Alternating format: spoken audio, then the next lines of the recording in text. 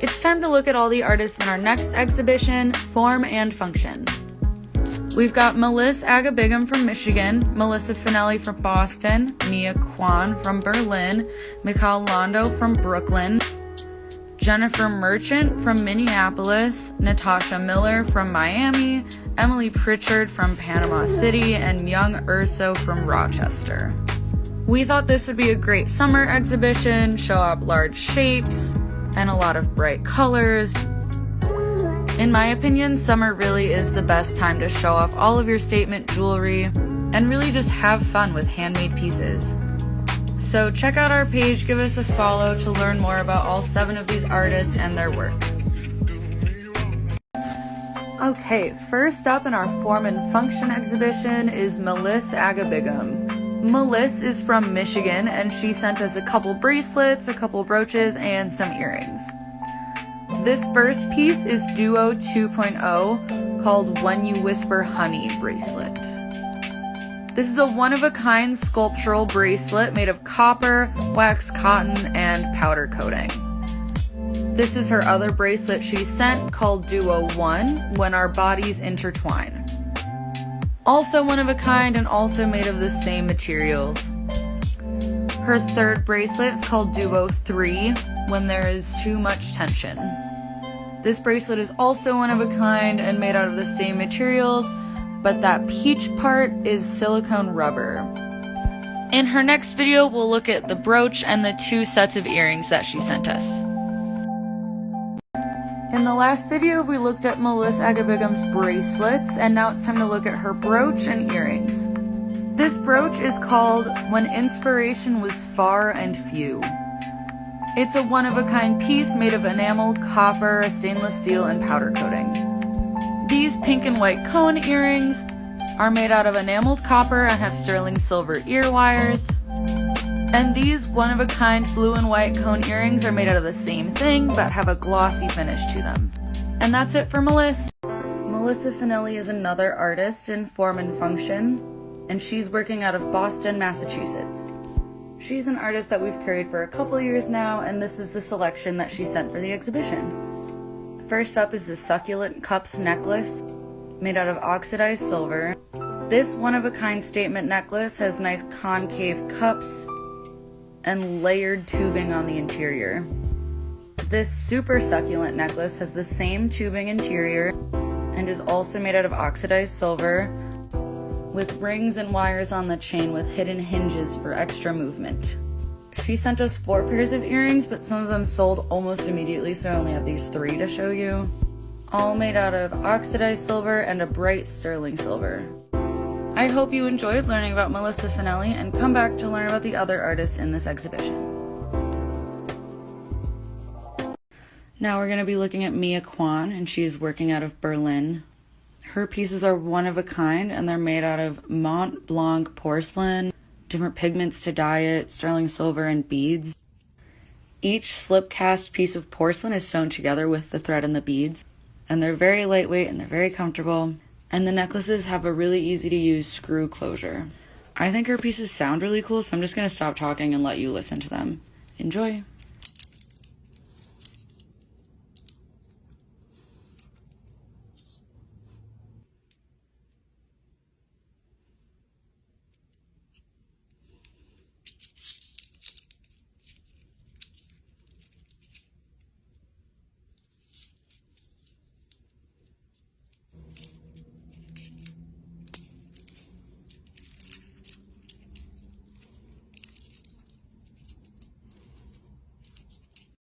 Now we're going to look at Mia Quan's statement necklaces that she sent for the show. And again, I'm just going to stop talking and let you guys listen to them because I think the porcelain sounds really cool. But go to part 1 to learn more about her and the materials she uses. Enjoy!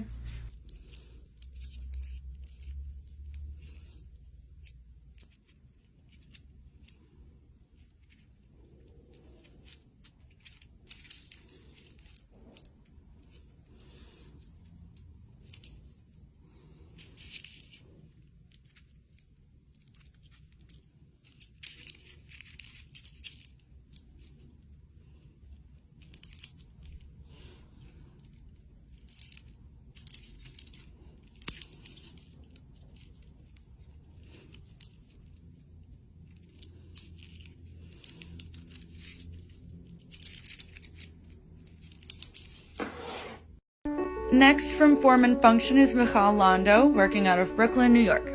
She makes pieces using layered nylon mesh, seen here, and for this series she takes pictures of those and layers them into resin. In her artist statement she writes, "My latest work uses manipulated photographs to explore ways of seeing and to play on the idea of material. The original material, nylon mesh, a three-dimensional material, which has formed the basis of my work for many years, gets abstracted through the camera lens and further abstracted through computer manipulations. The camera, which we typically think of as reproducing reality, is used instead to create almost painterly images that are hard to identify." All of this work is using those layered images, resin, and then an oxidized sterling silver and that cording for the necklaces. So these were her necklaces and brooches, and then we'll look at her earrings and statement necklaces next. Now we're going to be looking at Londo's earrings. Again, usually works in nylon mesh, seen here, but for this series she's layering images of that under resin and using oxidized silver to form structures. As you can see in this resin series, she uses a lot of those small discs, but then she sent us 4 pairs of earrings that use a little bit bigger size circles. And then all of her earrings have a bright sterling silver post back, so none of the oxidization is going to irritate your ear if you're sensitive. And we'll look at her statement necklaces next. Now it's time to look at McCall's statement necklaces from Form and Function. Again, this is her resin series that uses images of her nylon piece that was just shown there and layers that in with the resin to create these patterns. In her artist statement that I read in the first video, she talks about taking that 3D piece with the nylon mesh and the camera and the computer to manipulate those images to create something almost unrecognizable in these pieces. This necklace I'm showing here I think is my favorite. I really like the contrast between the dark blue of the nylon and the white of the resin. And then this piece uses bigger discs like you saw in 4 of her pairs of earrings in that second video. Both of these pieces use the resin and the images and oxidized silver to link all of the discs together, and it gives it a nice little movement to it. Thanks for learning about Londo. The next artist in our Form and Function series is Jennifer Merchant, and she's working out of Minneapolis, Minnesota. We're going to look at the collection we already had for her in-house and also the pop art one that she sent us specifically for the show. Jennifer Merchant uses graphic designs and sometimes gold leafing and layers them between acrylic, making it so that it really looks different from each angle, and sometimes even disappears completely, as you can see here. So those were 2 of her necklaces that we already had in the gallery, and this is one of her bracelets. She was in a show called Cut, Paste, Repeat in 2019, and that's when we first brought her work back into our gallery. So both of her bracelets use that magnet closure, and they're very easy to get on and off. Again, both of these bracelets use those graphic patterns, but this one has some of the gold leafing. And then here's her triangle brooch that we had on hand already. Come back to look at her earrings and pop art. Now we're going to look at Jennifer Merchant's earrings that she had in-house, and in the next video we'll look at her pop art series. Again, she's working out of Minneapolis, Minnesota, and she's featured in our current exhibition, Form and Function. These are her clip-on earrings using a gold vermeil clip and links and gold leafing between those layers. And then she's got a couple blue pairs of earrings. Because of the layered acrylic, you can barely see the blue from some angles. And then these are her 2-tiered ones that have a couple different patterns layered in there. Kind of have to twist and turn it to really see them all. It's fun, it's like a little surprise. And then we've got these 3-tiered gold earrings with a gold vermeil and gold leafing in between the acrylic. Make sure to come back to look at her pop art. Now to talk about Jennifer Merchant's pop art series. We talked about her in-house collection in the last couple videos, but in this series that she sent for Form and Function, she's using all pop art designs layered between the acrylic. Like all of her pieces, from some angles they disappear completely. And in all of her necklaces, she's using a little magnet closure that I'm going to show here in a minute. And then next we're going to look at some of her bracelets and her pin, and we'll look at her earrings in the video after this. So these 2 bracelets have the same cut as her gold one that we have in-house, but again, all of these are using pop art designs, so they're a little bit brighter, and it's just another magnet clasp, super easy to use, easy to wear, and they look really cool because they kind of disappear into just little slits when they're on your wrist. Look at that, you can see right through it. And then this pin, same cut as the in-house one, but different patterns. And come back to look at her earrings. Alright, this is the last part of Jennifer Merchant and her pop art series. We're going to be looking at those 3 pairs of earrings. We've got these red ones, using the same process like she usually does. She's layering designs in between acrylics so they kind of disappear at a certain angle. And all of these earrings use sterling silver as the part that gets in contact with the ears, so they're very safe for sensitive ears. And here is her last pair, super colorful, this nice 3-tiered design. So they have a good movement to them while you wear them. And again, like all of her pieces, they kind of disappear at a certain angle. But thanks for learning about Jennifer Merchant, and come back to learn about the other artists in the show. Next in our Form and Function series is Natasha Miller. She's working out of Miami, Florida, and uses a bright sterling silver in most of her work, but some of it is oxidized silver. This one-of-a-kind necklace has a black jade set right in the center there. This is her wing ring with seraphinite. Natasha Miller is really exceptional at using sterling silver bars to create 3D forms, as you're gonna see in this next ring coming up. It stands really tall off the hand. It's hollow in the center there. This is her petal ring with turquoise. It is impossible for this ring to get ignored if you wear it out to a cocktail party. And the last piece we're gonna look at in this video is the Lauren. She patterns the sterling silver bars in a really beautiful way in this cuff and has a bezel set Larimer stone in the center. Come back for the rest of her work. Now time for part 2 of Natasha Miller. We're going to be looking at her earrings. First is this swinging triangle pair. All the triangles are kinetic except for those center 2 that were fixed. These cage-like earrings create a nice dimension when worn in the ear. And these orbital earrings are already in a new home. All of them so far have been bright sterling silver, and these have a swinging nail that was halved and set into each earring. Then for her oxidized silver earrings, we have these one-of-a-kind asymmetrical earrings with lilac jadeite and hinges with a 14-karat gold accent. These are her maca earrings in oxidized bronze with sterling silver posts. And that's all for Natasha Miller. Visit our website for more. Now we're going to look at Emily Pritchard from Form and Function. She's an artist that we've carried in Pistachios for a really long time, so her collection's quite big. But first we're going to look at some of her necklaces and her bracelets. Most of her work uses oxidized silver tubing and 14-karat gold fill tubes, but every once in a while she'll use a bright silver. Another thing to note is that most of her work is one of a kind.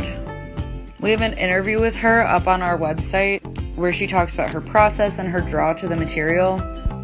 She says, "I'm a self-taught artist. My academic training was as a lawyer. After practicing law for a year or so, my husband and I moved onto a sailboat and headed south. A year later, we were in the sailboat business in Panama City, Florida, and we ran that business for 40 years. She started out as a weaver, and then she started using glass beads, and she realized that the longer ones she could manipulate into 3D shapes, and that's where we are now." Okay, now part 2 of Emily Pritchard. We already looked at her necklaces, and now we're going to look at all her earrings. As you can see, she does have a lot, so I'm going to skip over some of them. She's using different material tubing and thread to hold it all together and kind of create these 3D structures. A lot of her work is really kinetic and lightweight because of the materials she uses. And then in this bracelet, she's using smaller beads as accents between the forms. And then she uses enamel tubing to get that really colorful pop on this brooch. The inside of these earrings is movable. It's not connected to the tubes. Same with these. She's got those little white beads in there. Again, she's using oxidized silver tubing and 14-karat gold fill tubing. And in some of these earrings, you can see in the background, she's using a bright silver tubing. That's all for Emily Pritchard. Come back for our last Form and Function artist. Myung Urso is the last artist we're going to be looking at from Form and Function.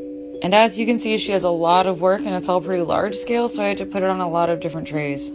All of her work is hand sewn and is really lightweight, and all of them are hand dyed as well. Because of that process, it makes a lot of her pieces one of a kind. Each disc made out of hand-dyed fabric is stretched over a sterling silver frame and sewn together, and she uses oxidized silver on all of these pieces to link them together. She also finishes each piece with lacquer to make the forms have strength and a lightweight quality. These two posts have a sterling silver back, and in these she used an Asian ink and pigment to color them.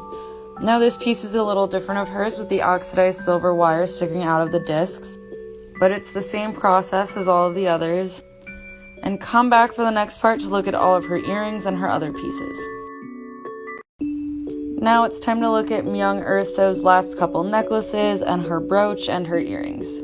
Again, she's an artist that we've had in-house for a while before she was in our current show, Form and Function, so we have quite a big selection from her right now. So you just saw her one brooch, and this necklace is a little different from her others because it's not just fabric, it also had paper layered in there. And then another one of her disc necklaces, but that time blue. And then these 3 chip necklaces are painted wood chips joined by fiber and an oxidized silver chain. You can't really see it, but the chain has a little hook so you can take it on and off that way, or because they're so long you can just lift them over your head. And then she's got a ton of earrings, so I'm only gonna look at a couple of them. All of them are dyed fabric stretched over an oxidized silver frame, with the exception of these having a gold leafing and these being made out of hanji paper. That's all for our Form and Function show. Thanks so much for watching.